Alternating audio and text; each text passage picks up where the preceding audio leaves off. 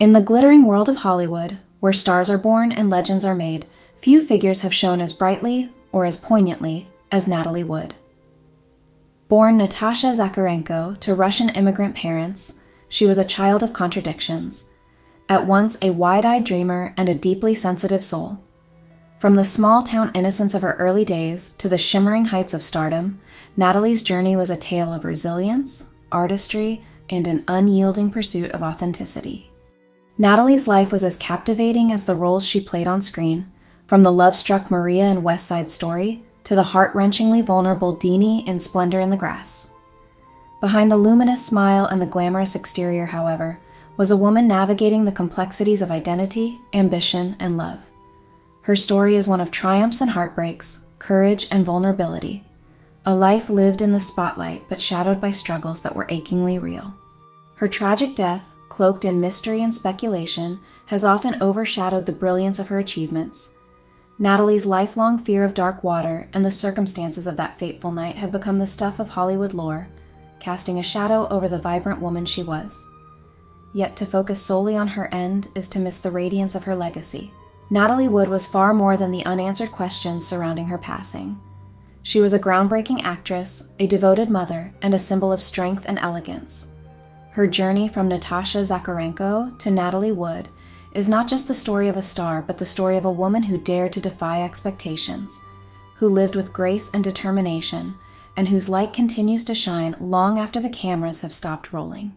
Join us as we honor not the mystery, but the legacy, the life, the artistry, and the enduring spirit of Natalie Wood. Natalie Wood's story begins with her mother, Maria Zudilova, whose life was marked by trauma, mysticism, and an unyielding belief in destiny. Born in Siberia in 1908, Maria wove tales of aristocratic lineage and ties to the Romanovs to escape the harsh reality of her youth, marred by the chaos of the Bolshevik Revolution. Forced to flee to Harbin, China, Maria witnessed the horrific death of her half-brother, an event that deeply scarred her and fueled her obsession with control and reinvention.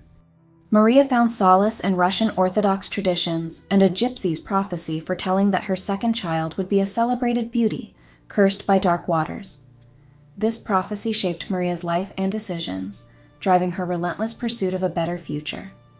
After a failed marriage to Alexei Tatulov, she married Nick Zakharenko, a fellow Russian émigré whose tortured past mirrored her own. Their union, fraught with volatility and Nick's struggles with alcoholism, brought the birth of Natalia Nikolaevna Zakharenko, later Natalie Wood, on July 20, 1938. From birth, Natalie was cast as the child of fate, destined for greatness. Maria lavished attention on her daughter, weaving a narrative of magic and inevitability, while Nick's adoration was tempered by his temperamental and unstable behavior. The Zakharenko household was one of extremes: fierce love, volatile arguments, and an undercurrent of superstition and paranoia. Natalie, affectionately called Natasha, absorbed her mother's ambitions with wide-eyed compliance, striving to embody the magical destiny Maria envisioned. Maria's obsession with Natalie's future shaped every aspect of her childhood. She meticulously curated Natalie's appearance, orchestrated lessons, and cultivated social connections to prepare her for stardom. This relentless focus alienated Natalie's older sister, Olga, and infused the family dynamic with tension. After relocating to Santa Rosa in 1942, Maria's determination only grew. She purchased a modest bungalow and doubled down on her efforts to lift her family out of poverty and bring Natalie's destined fame to fruition.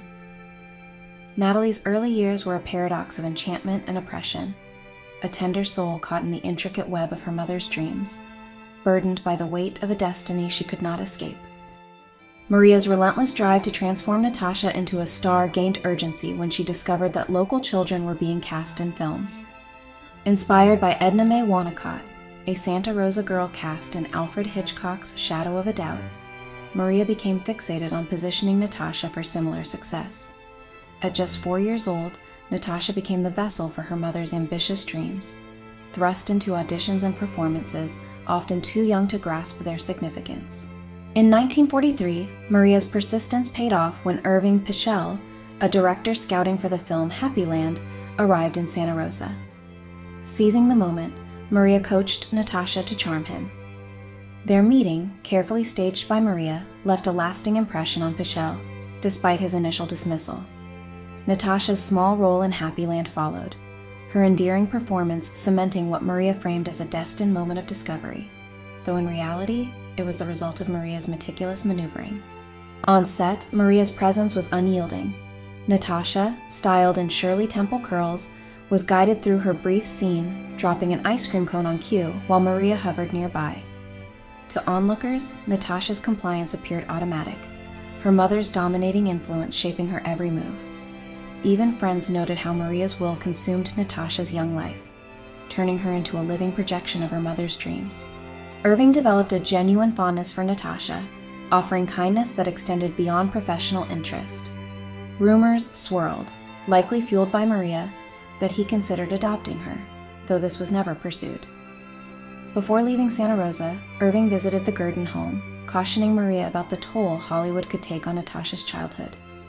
Maria dismissed his warnings, resolute in her belief that Natasha's stardom was not just possible, but inevitable. When Happy Land premiered in Santa Rosa, Natasha's fleeting role marked her first step into the spotlight. Maria orchestrated the event with precision, ensuring the audience turnout and framing Natasha's appearance as far more significant than it was. While Natasha remained largely unaffected by the moment, Maria's determination only grew. In 1944, Maria's drive to make Natasha a Hollywood star reached a climax. She sold their home in Santa Rosa and moved the family to Los Angeles, fabricating stories for local papers to bolster Natasha's image. Despite arriving in Hollywood with no resources beyond Maria's determination, the move marked a turning point for Natasha, now burdened with the weight of her family's sacrifices at just 5 years old. The family initially lived with ballet teacher Nadia Ermolova in a cramped apartment, while Maria pursued casting opportunities with relentless intensity. Undeterred by rejections and poverty, Maria pressed on, pushing Natasha into auditions and leaving the young girl to grapple with feelings of inadequacy and guilt for their precarious situation. Their fortunes shifted in early 1945 when Maria learned Pichel was casting Tomorrow is Forever, a film requiring a young actress to portray a traumatized Austrian refugee. Natasha initially struggled during the screen test, unable to summon the necessary emotions. Maria coached Natasha relentlessly, and when that failed, Maria turned to emotional manipulation. She instructed Olga to remind Natasha of their puppy's death, a traumatic memory that brought the child to tears.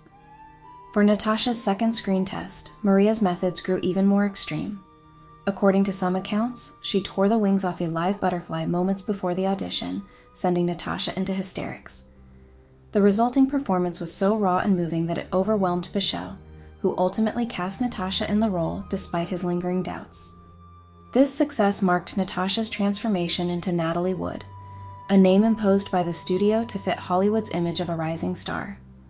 At just 6 years old, Natalie filmed her first major role, delivering a haunting portrayal that stunned the cast and crew, including Orson Welles, who praised her maturity and emotional depth. Yet behind the camera, Natalie endured relentless pressure, her education disrupted, and her childhood erased in favor of grueling hours on set. Maria's control loomed over every aspect of Natalie's life. With the release of Tomorrow is Forever, Natalie's career took off, earning her a contract with International Pictures. Her next film, The Bride Wore Boots, further showcased her charm, but her off-screen life remained tightly constrained. Maria's obsessive fears and control over Natalie left little room for childhood freedom, and her older sister Olga was relegated to the background, her own aspirations sacrificed for Natalie's burgeoning career. While Natalie's talent and work ethic garnered acclaim, her early success came at an immense emotional cost. Maria's ruthless ambition propelled her to stardom, but it also cemented a complex, often exploitative relationship that would shape Natalie's identity and leave indelible scars. By late 1945, Natalie Wood's rising fame painted a glittering facade, yet her childhood was deeply marked by emotional fragility and familial sacrifice. Even as she charmed those around her with small, thoughtful gestures, like gifting her teacher a Valentine's token, Natalie bore the weight of being her family's breadwinner. Maria's obsessive control over every aspect of Natalie's life left no room for normal childhood experiences, forbidding outdoor play or activities that might alter Natalie's appearance. this stifling environment bred in her a sense of fear and vulnerability that would linger throughout her life. At just 7 years old, Natalie faced an increasingly tumultuous home life. Nick, her father, became volatile and destructive, his emasculation and alcoholism culminating in violent outbursts. Though it's unclear whether Natalie witnessed a particularly chilling incident, Nick reportedly threatening Maria with a knife while she was pregnant with Natalie's younger sister Lana, the instability of their household deeply affected her sensitive spirit. Amid this chaos, Natalie found solace in her German shepherd Rusty. The birth of Lana on March 1st, 1946, further fractured the family dynamic. Maria's fixation on Natalie left Lana emotionally neglected, effectively handing her care to Olga. Rumors among classmates that Lana might even be Olga's child reflected the family's dysfunction. Nick, coerced into quitting his job to care for Lana, sank deeper into passivity, spending his days drinking and playing the balalaika, a bitter shadow of his former self. Maria's relentless ambition dominated the household. Natalie, now the family's financial lifeline, worked tirelessly to sustain her family, driven by a desire to please her mother rather than her own dreams. In March 1946, Natalie accompanied Maria to a press conference in San Francisco, where Maria's coaching ensured Natalie charmed the press with fabricated stories and a rehearsed persona. Dubbed the Margaret O'Brien of Tomorrow, Natalie began embodying her Hollywood persona, with her identity as Natasha fading further into the background. Tomorrow is Forever premiered in April 1946 to mixed reviews, but Natalie's performance earned widespread praise, with Hollywood columnists like Luella Parsons declaring her an extraordinary talent. By the end of 1946, Natalie had signed with the Famous Artists Group, thanks to Maria's tireless networking, and the family moved to Burbank using Natalie's earnings. By the mid-1940s, Natalie Wood's remarkable talent had cemented her status as one of Hollywood's most promising child stars, with standout performances in Miracle on 34th Street and The Ghost and Mrs. Muir.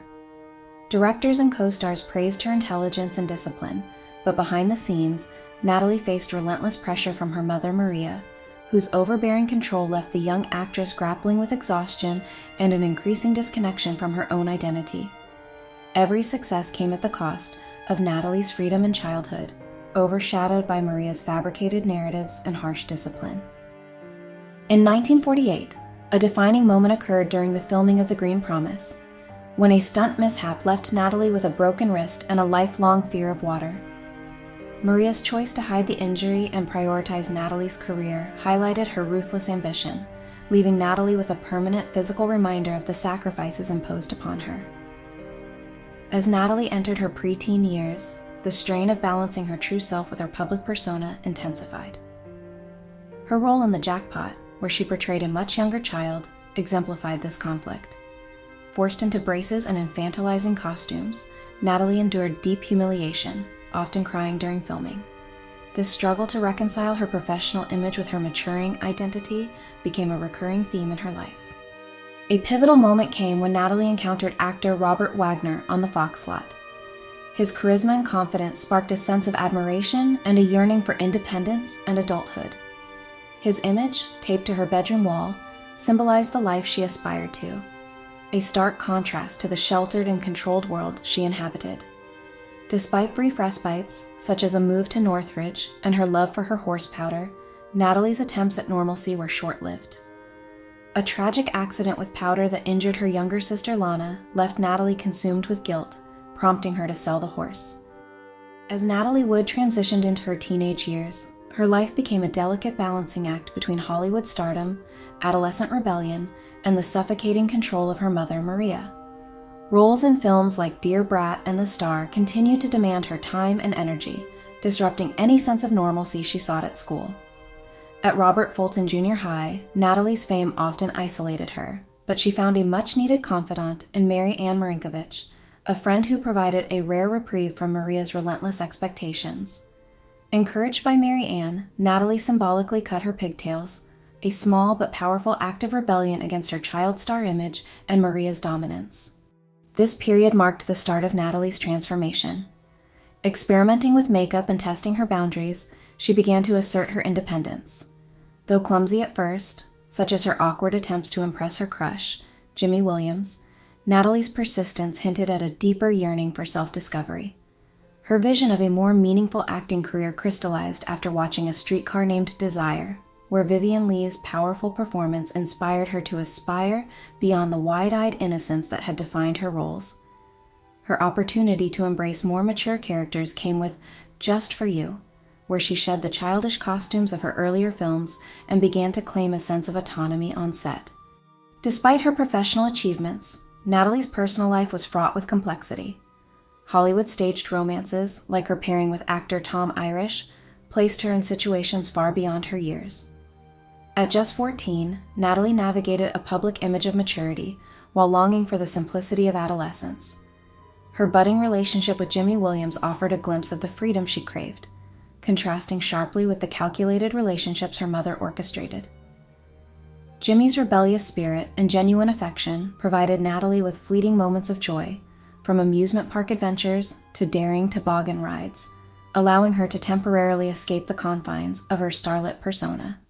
Professionally, Natalie earned admiration from industry legends like Bette Davis during the filming of The Star, where Davis's protective nature offered Natalie a rare sense of maternal care. Yet the emotional and physical toll was significant, highlighted by a harrowing water stunt that triggered her lifelong fear of drowning. Davis's intervention during filming offered a rare moment of maternal protection that Natalie deeply cherished, contrasting with Maria's ruthless prioritization of her career over her well-being. Maria's obsessive control over Natalie's image and the family's dependence on her earnings left little room for authenticity or self-expression. At home, tensions simmered as Maria's favoritism toward Natalie alienated her younger sister Lana, straining their relationship despite Natalie's efforts to shield and comfort her. By the age of 14, Natalie had mastered the art of projecting a poised and confident public image, but her private struggles painted a different picture. Her rebellion against Maria's dominance was cautious but deliberate. Her romance with high school rebel Jimmy Williams offered a rare escape, though Maria found ways to exploit even this relationship. Jimmy's role as protector during public appearances and Maria's dramatic interference, culminating in Natalie's forced return of his engagement ring, made the eventual collapse of their love inevitable. When their breakup in March 1954 led to Jimmy's suicide attempt, Natalie was left heartbroken and guilt-ridden, carrying the emotional scars for years. The end of her romance with Jimmy marked a turning point. Natalie, desperate for autonomy, struck a delicate bargain with Maria, agreeing to embrace her Hollywood image in exchange for small freedoms. Subtle acts of rebellion, cutting her pigtails, smoking, and experimenting with makeup, showed her growing resolve to forge her own path. Introduced to Frank Sinatra at 15, Natalie entered the glamorous but disorienting world of Hollywood's elite. While their interactions were platonic, Sinatra's charm and protective demeanor left a lasting impression, accelerating her emotional maturity. By her 16th birthday, Natalie fully embraced the glamour Maria envisioned. However, this polished exterior concealed deep insecurities, from her misshapen wrist to the insomnia and nightmares that plagued her. As Natalie navigated the complexities of adolescence, she sought solace in close friendships, particularly with Mary Ann Marinkovich and Jackie Easts. Her escapades with fellow child star Margaret O'Brien led to a dramatic car crash, underscoring the risks of her fast-paced lifestyle. Despite her subtle acts of rebellion, Natalie remained tethered to Maria's control, checking in regularly and using friends as cover for romantic escapades.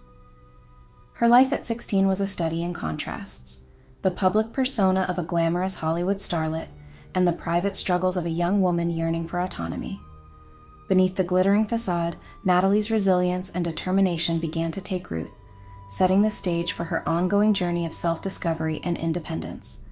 1954 to 1955 encapsulated Natalie's transition from child star to mature actress. Her relationships with boyfriends like Rad Fulton offered brief escapes from her controlled life, but her burgeoning career continued to dominate her existence. By 16, she was navigating the heavy responsibilities of being her family's breadwinner while grappling with insecurities about her physical appearance and emotional scars from her upbringing. Natalie's career pivoted in November 1954 when she worked with James Dean on a live General Electric theater drama. Dean's raw, emotional approach to acting resonated deeply, inspiring Natalie to take her craft more seriously. Their bond was one of shared vulnerability, with Natalie offering support during Dean's heartbreak over his ex-fiancée, Pier Angeli's marriage. This transformative period also saw Natalie sign with Henry Wilson, a powerful but controversial agent. Determined to break free from her pigtail kid persona, Natalie fought for the role of Judy in Rebel Without a Cause. The character, a teenager grappling with familial alienation, resonated deeply with Natalie's own struggles. Her mother opposed the project, fearing it would tarnish Natalie's glamorous image. Defying Maria, Natalie stood her ground, even threatening to run away if denied the opportunity, until Maria eventually relented. Director Nicholas Ray initially dismissed Natalie as too young and tied to her child star image. Undeterred, Natalie launched a strategic campaign to win him over, embodying Judy's sophistication and emotional depth. Her persistence paid off, securing her the role that would redefine her career. Their professional relationship soon turned personal, as Natalie entered into a controversial affair with the 43-year-old director. To Natalie, the relationship symbolized her maturity and escape from her mother's control. Ray, in turn, introduced her to literature, music, and ideas that broadened her horizons. Even Maria, surprisingly, tolerated the relationship, viewing it as beneficial to Natalie's career. Natalie's ascent was not without its dark moments. A traumatic assault by a powerful Hollywood figure left her physically and emotionally scarred. In 2021, a year after the death of Kirk Douglas, Lana Wood published the memoir, Little Sister. My investigation into the mysterious death of Natalie Wood and identified Douglas as Wood's alleged assailant. Maria's dismissal of the incident added to Natalie's sense of isolation, forcing her to suppress her pain and channel it into her work.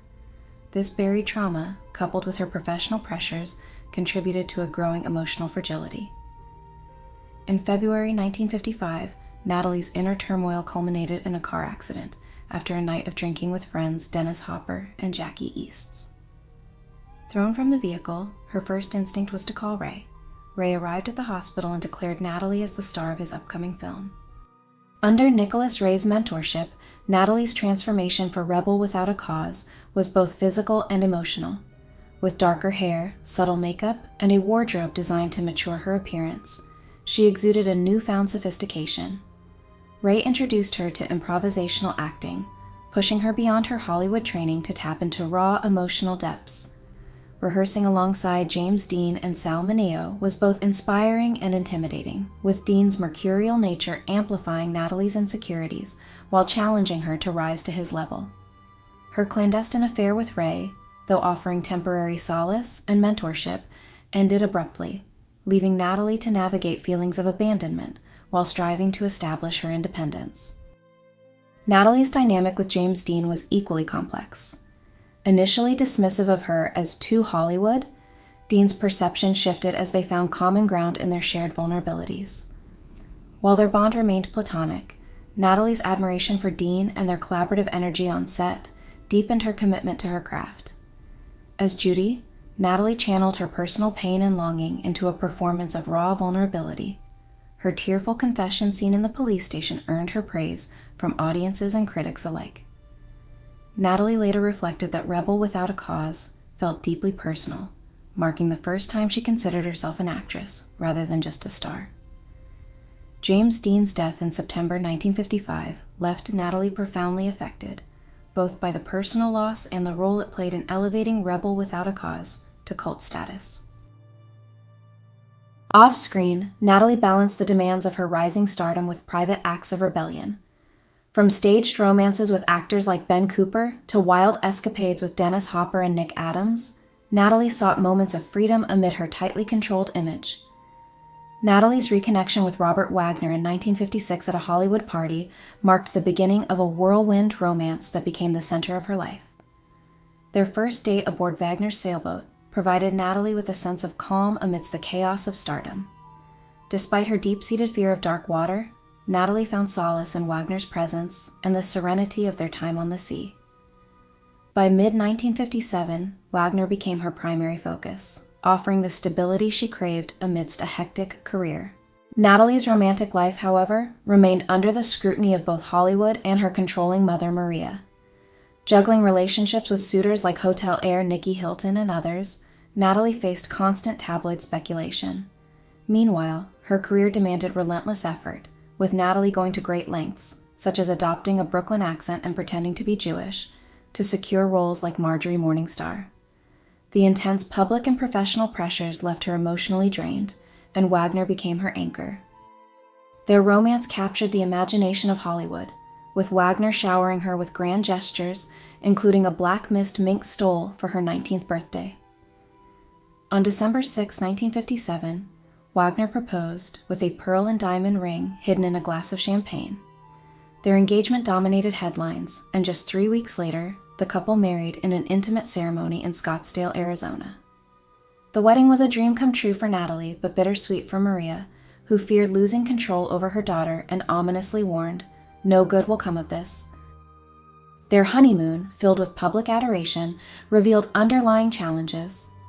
A harrowing boat trip off the Florida coast reignited Natalie's fear of water, while the media frenzy surrounding their public appearances turned their time together into a spectacle. Brief moments of peace aboard Wagner's boat offered respite, but the pressures of fame loomed large. As Natalie settled into married life, she approached her role as a wife with the same dedication she brought to her career, writing over 1,000 thank you notes for wedding gifts and striving to create a harmonious home. However, her identity began to feel unmoored without her mother's constant influence, leaving her uncertain about her place as an independent woman. Their modest Beverly Hills duplex became symbolic of their relationship's challenges. Natalie sought security, while Robert yearned for freedom.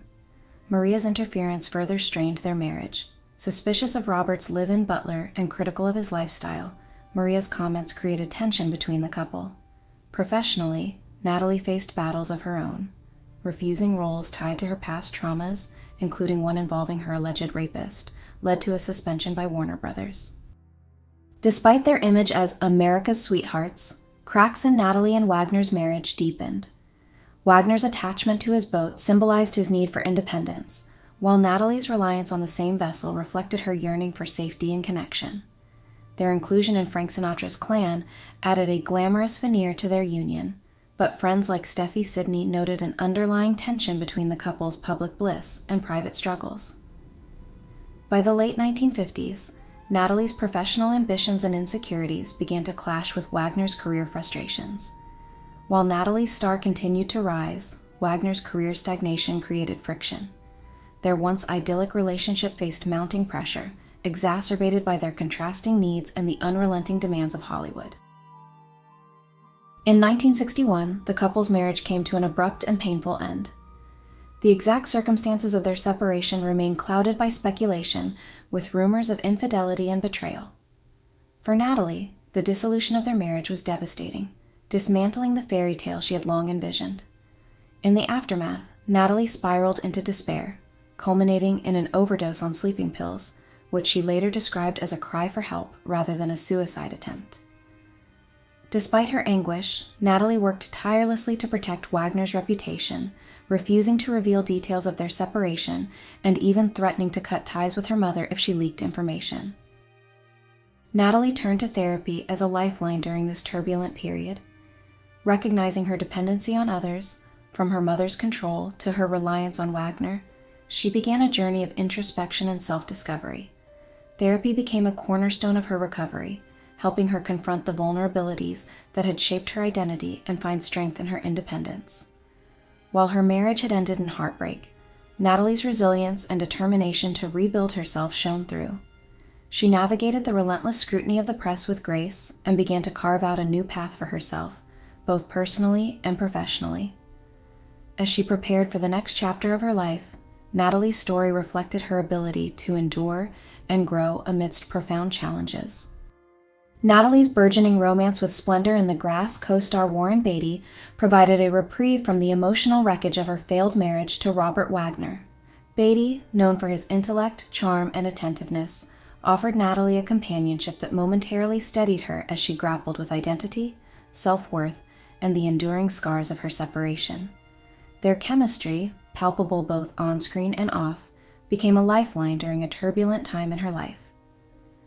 However, media scrutiny surrounded their relationship, amplifying Natalie's struggle to balance her private and public selves. Despite the solace she found in Beatty, Natalie's emotional ties to Wagner lingered, complicating her ability to move forward. The relationship with Beatty, though passionate, was fraught with challenges.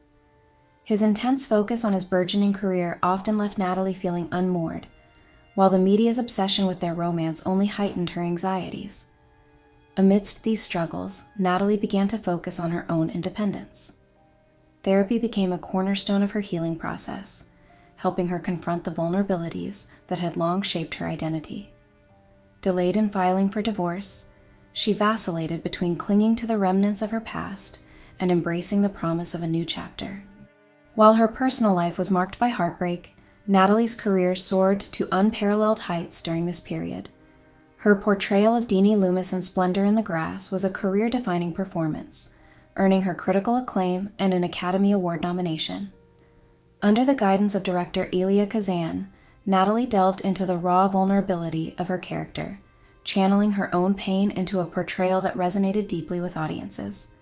Simultaneously, her role as Maria in West Side Story showcased her ability to embody a character of tenderness and depth, further solidifying her reputation as a bankable and serious actress.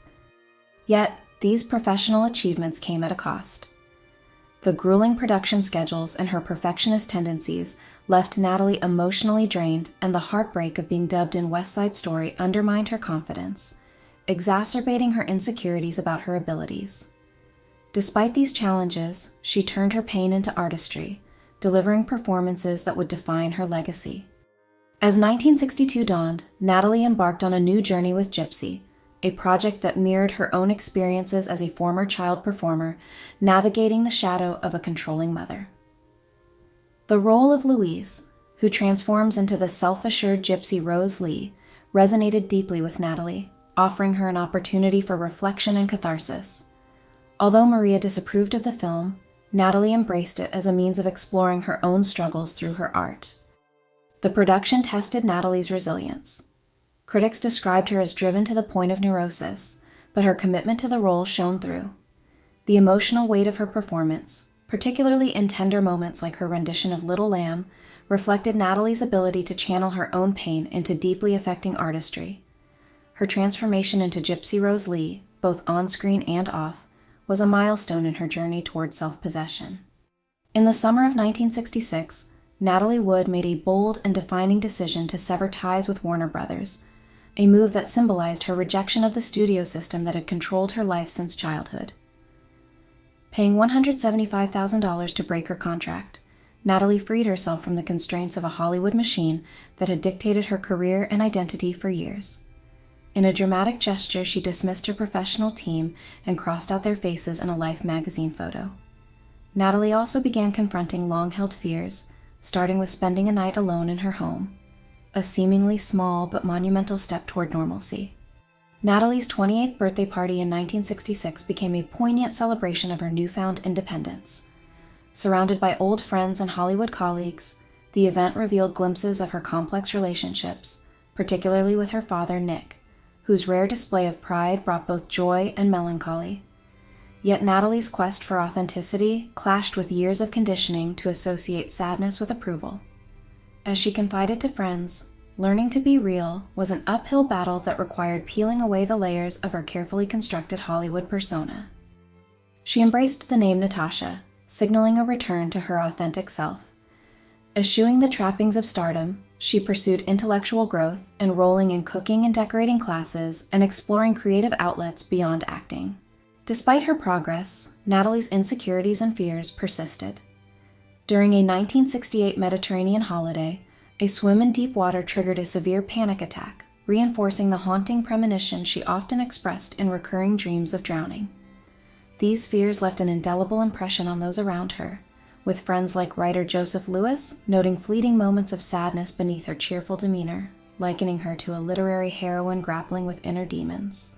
Psychoanalysis provided Natalie with tools to confront her tumultuous past, allowing her to view her parents, Maria and Nick, as flawed but human figures rather than domineering forces. Therapy didn't erase her vulnerabilities, but gave her the strength to take ownership of her growth. She acknowledged her talent for portraying sadness on screen while aspiring to embody happiness in her personal life. As Natalie's bond with British producer Richard Gregson deepened, she envisioned a life of stability. Encouraged by their shared professional and personal goals, Natalie hired Gregson as her agent, trusting in his guidance for her career. By the end of 1968, Natalie appeared poised for a new chapter.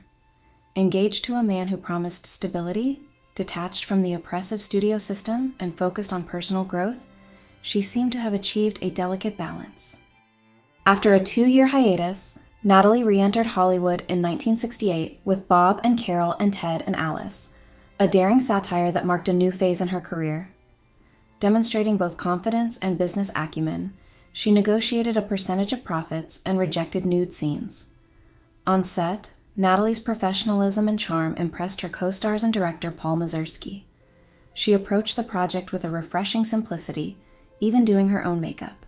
In May 1969, Natalie and Gregson married in a ceremony blending Russian tradition and Hollywood grandeur.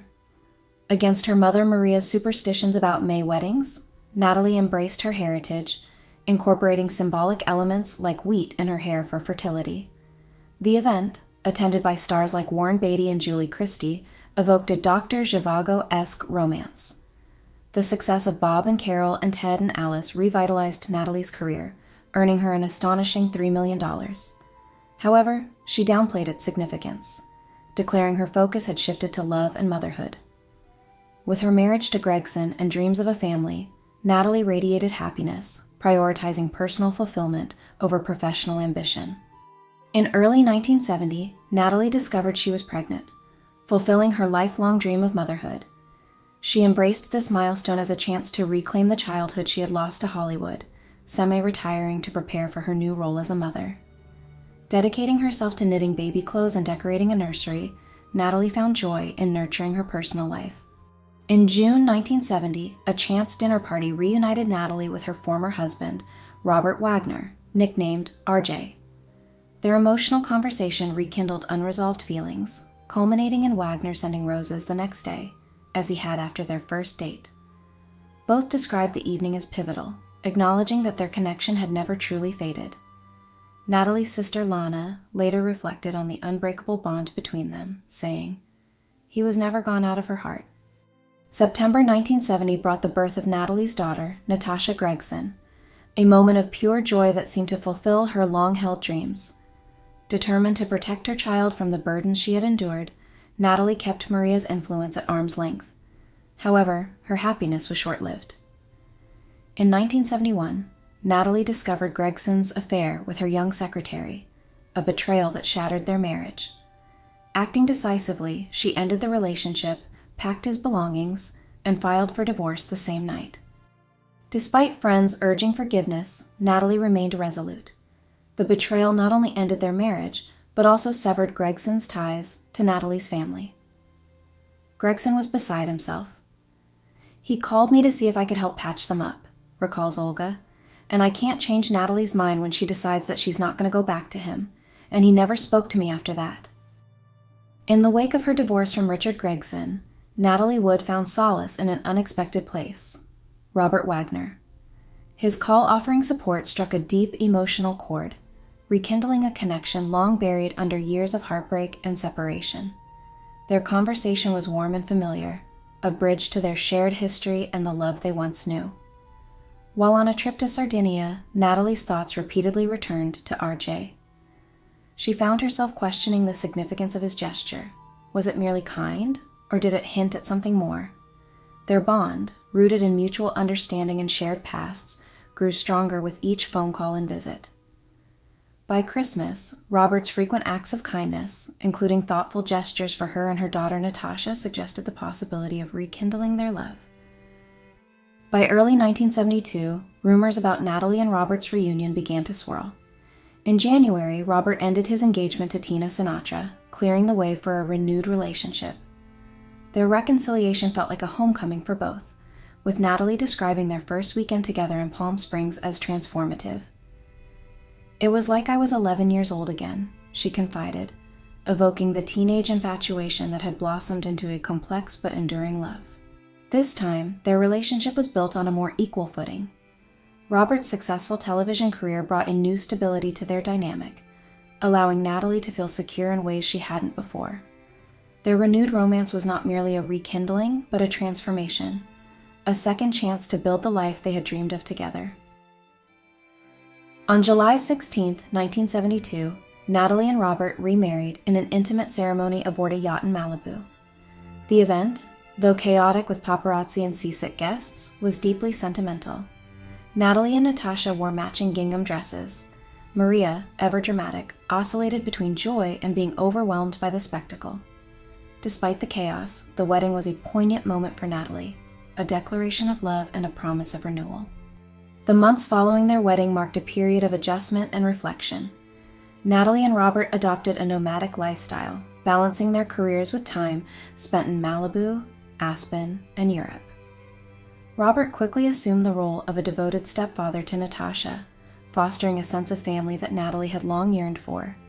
Their shared history and mutual understanding became the bedrock of their relationship, helping them navigate lingering scars from the past. Natalie approached this chapter with hope and determination.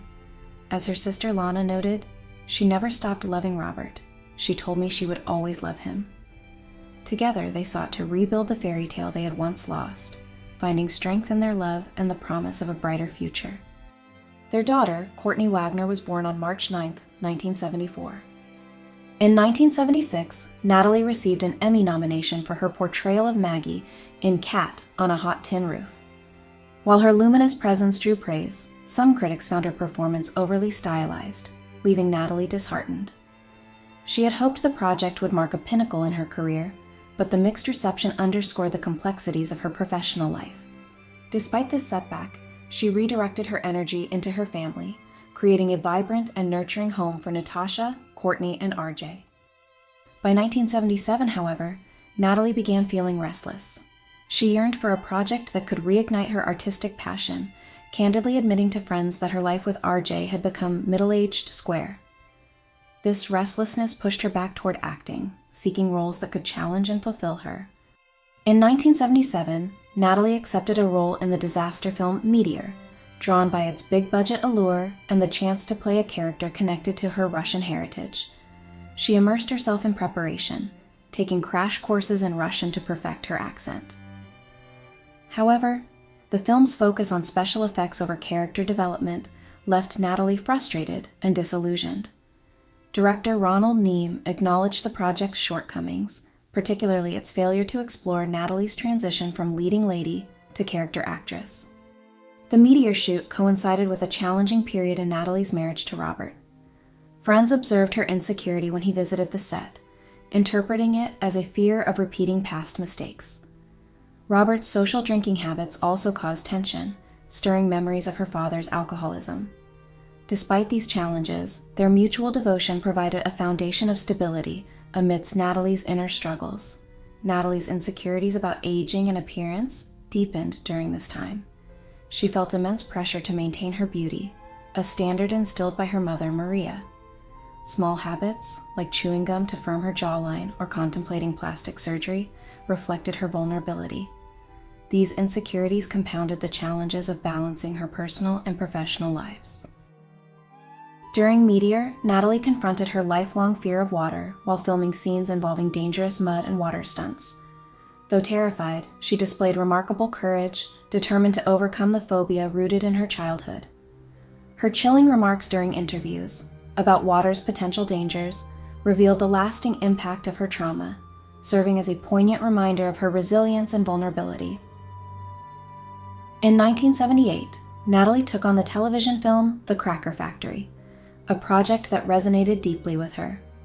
The story of a woman grappling with alcoholism and emotional struggles paralleled Natalie's own vulnerabilities, and she channeled her personal experiences into a raw and authentic performance.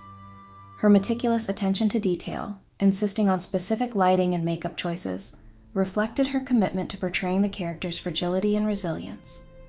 Behind the scenes, Natalie often sought comfort from close confidants. Her fears and insecurities added layers to her portrayal, creating a performance that was deeply personal. Despite her struggles, Natalie's work in the Cracker Factory reminded audiences and colleagues of her remarkable talent. As Joyce Burdett, the author of the novel, observed, Natalie embodied her character's essence, that constant striving, that vulnerability, and looking for reasons to go on, and then going on anyway. As Natalie's film career entered a transitional phase, she sought out complex and meaningful roles, including those in Ordinary People and Sophie's Choice.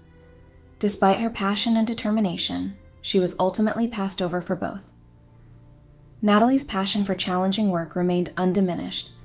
In 1980, Natalie reluctantly accepted a role in the television movie The Memory of Eva Riker, which confronted her lifelong fear of water. The story eerily paralleled her own anxieties, and she turned to hypnosis to prepare for harrowing drowning scenes. On set, her fear was palpable. Director Walter Grauman and co-stars Bradford Dillman and Robert Foxworth recalled how she visibly trembled before filming water sequences, yet she pushed through with remarkable resolve. While navigating her career, Natalie faced mounting personal strains at home. Robert's increasing alcohol use troubled her, dredging up painful memories of her father's struggles with drinking. Though deeply devoted to each other, these moments tested Natalie's patience. In October 1980, Natalie endured a profound personal loss with the death of her father. She cared for him tenderly in his final days, ensuring he spent his remaining time surrounded by love and comfort at home. At his memorial service, Natalie delivered a moving eulogy that honored his zest for life and acknowledged the complexities of their bond. The night before the service, she sat alone in the chapel, finding a quiet moment of closure in her farewell to him. In the aftermath of her father's passing, Natalie's relationship with Robert became both a source of strength and a mirror for their challenges. Their bond, rooted in years of shared history, remained a cornerstone of Natalie's life. However, moments of strain, such as Robert's occasional resentment of Natalie's stardom, revealed the complexities of their dynamic. Natalie's strong personality and natural leadership often placed her in a dominant role within their marriage, highlighting underlying tensions. By 1981, Natalie's family dynamics grew increasingly fraught. Her mother, Maria, deeply affected by her father's death, leaned heavily on Natalie for emotional support, disrupting the Wagner household with her dramatic tendencies. Maria's treatment of Natalie's eldest daughter, Natasha, mirrored her earlier idolization of Natalie as a child, creating tensions that echoed Natalie's own childhood. Determined to protect her daughters from the psychological burden she had faced, Natalie made the painful decision to set boundaries. After a particularly tumultuous period, determined to shield her family from further instability, she asked Maria to leave their home. Despite the emotional difficulty, Natalie maintained daily calls with her mother. In the spring of 1981, Natalie took on a promising new project, Brainstorm. The science fiction film explored a groundbreaking machine capable of recording and sharing human experiences, including the sensation of death. The character of Karen Brace, a woman reconnecting with her estranged husband through shared memories, resonated deeply with Natalie. Working alongside Christopher Walken, whose intense and enigmatic presence both intrigued and unsettled her, reignited Natalie's creative spark. Yet the project brought its challenges. Natalie worried about her appearance, particularly during flashback scenes that required her to portray a younger version of her character. She prepared rigorously, dieting and exercising with discipline, but her insecurities about aging persisted. Tensions with Robert also surfaced during the production, as their agreement to always have one parent home with their daughters was temporarily broken. Thanksgiving 1981 was the last time Natalie Wood's loved ones would gather with her. Hosted at the Wagner's Beverly Hills home, the holiday was celebrated with a traditional buffet and surrounded by family and friends. Natalie appeared gracious and warm, but her sister Lana later recalled moments of unusual pensiveness, as though Natalie carried an invisible weight. During the evening, Natalie extended an invitation to several guests to join her, Robert, and Christopher Walken on the family yacht, Splendor, for a weekend trip to Catalina Island. Walken, a co-star from her current project Brainstorm, accepted the offer. Most declined, but Natalie's eldest daughter, Natasha, became tearfully insistent that her mother not go. Her emotional pleas, uncharacteristically persistent, seemed driven by an inexplicable fear. Natalie reassured her and chose to proceed with her plans. Natasha's premonition would later haunt those who remembered her tears. The Splendor had been a sanctuary for the Wagners during summer months, but its charm faded during the colder, more confined season. Natalie avoided swimming and jet skiing, preferring to read or chat with guests on deck. The trip to Catalina was an unusual outing for her, especially in the off-season. Christopher Walken's presence, while not entirely unexpected, introduced subtle tension.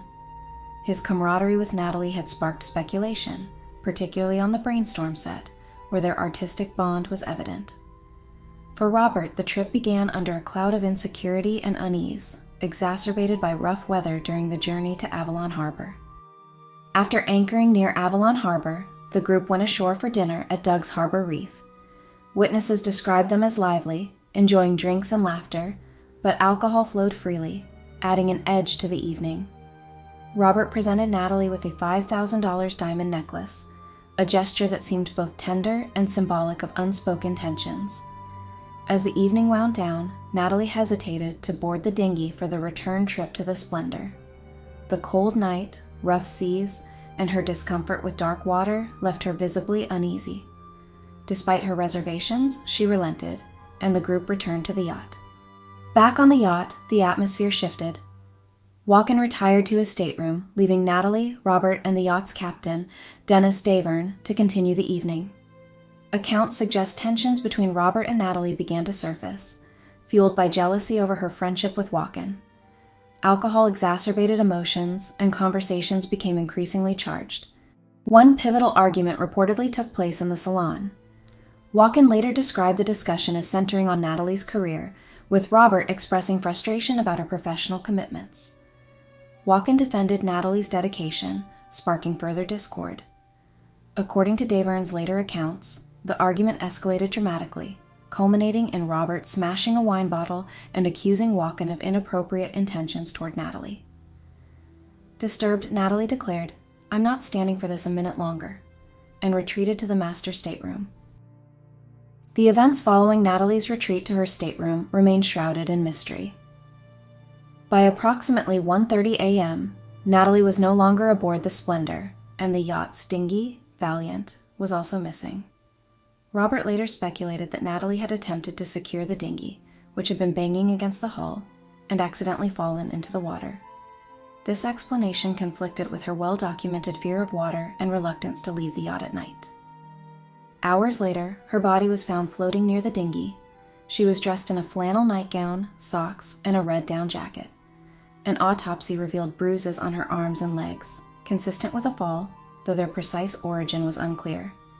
Her blood alcohol level indicated significant intoxication, and traces of a motion sickness medication and painkillers were present in her system.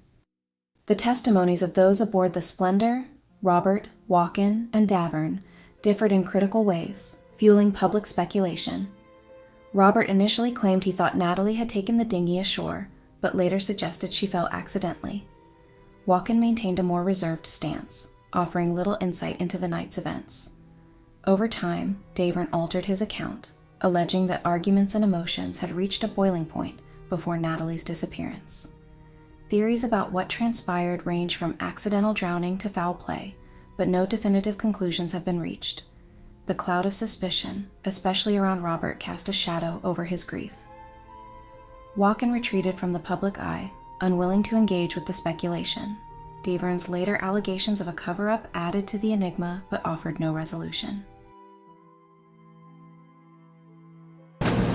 The coroner's office said today that actress Natalie Wood was intoxicated and angry after an argument between her husband and actor Christopher Walken when she stormed off a yacht this weekend and apparently fell into the sea. The report said there was no evidence of foul play in the 43-year-old actress's death. As news of Natalie Wood's tragic death broke on November 30th, 1981, public speculation and media frenzy escalated rapidly. Robert Wagner, through his lawyer, issued a statement explaining that Natalie had gone to their stateroom, taken the dinghy alone, and vanished. However, this account was fraught with inconsistencies. Natalie's lifelong fear of water, her reluctance to operate the dinghy, and her attire, flannel nightgown, red jacket, and slipper socks, did not align with the idea of her venturing out on the dinghy willingly.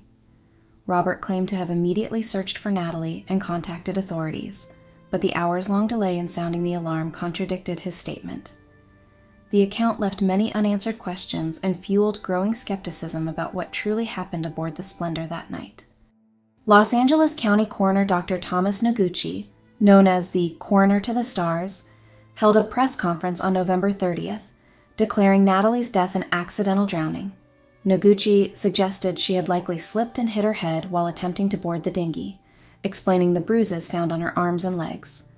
Her blood alcohol level of 0.14%, equivalent to consuming 7 or 8 glasses of wine, along with traces of motion sickness medication and painkillers, was cited as a factor in her diminished ability to save herself. While Noguchi dismissed foul play, he acknowledged that an argument had occurred earlier in the evening between Robert and Christopher Walken, sparking theories of jealousy, a potential love triangle, or more sinister motives. The revelations fueled rampant speculation, and media narratives quickly grew out of control. At Catalina Island's Doug's Harbor Reef, where the Wagners and Walken had dined before returning to the yacht, the staff noted significant tension. Michelle Molesky, the waitress who served them, recalled Robert's visible jealousy toward Natalie and Walken's interactions. Observers described the atmosphere as uneasy, with subtle hostility simmering beneath the surface, while no concrete evidence emerged from their observations.